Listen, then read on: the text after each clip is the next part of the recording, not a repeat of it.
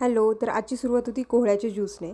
ज्याचं कोहळ्याचं ज्यूस खूप छान लागतं. जसं काकडी खातो ना आपण, सेम काकडीची टेस्ट लागते त्याच्या ज्यूसची.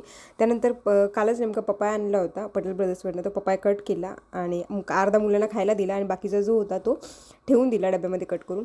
आणि त्यानंतर जी होती आज मेहंदी लावायची होती, मेहंदी लावली. त्याच्यानंतर झाडांना थोडंसं आज पीस लिलीचं ना फूल येतं आहे आता हळूहळू. खूप दिवसानंतर फूल येतं, म्हणजे पहिलंच फूल जेव्हापासून मी झाड आणलं आहे तेव्हापासून.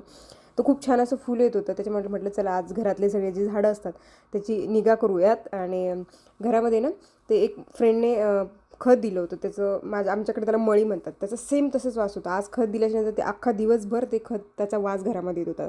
त्याच्यानंतर संध्याकाळी मुलांना ना केक खायचा होता. मी याच्या आधी एकदा ट्राय केलेला पण तो पूर्णच फसला होता. त्यानंतर मी जो होतो आज पहिल्यांदा परत एकदा बॅटर आणलं. म्हटलं बघूया कसं जमतं आहे की नाही. केल्याच्यानंतर एकदम 2-3च टप्पे होते त्याच्यामध्ये करण्याचे, तेवढंच एकदा केलं. आणि ओव्हनचं पण एवढी माहिती नसल्यामुळे आपण कधी करत नाही, त्याच्यामुळे म्हटलं बघू ट्राय करून. तर खूप छान असा केक झाला होता. चॉकलेट फ्लेवरचा केक होता. मुलांनी त्यांना जो आवडला तो उचलला आणि आणला.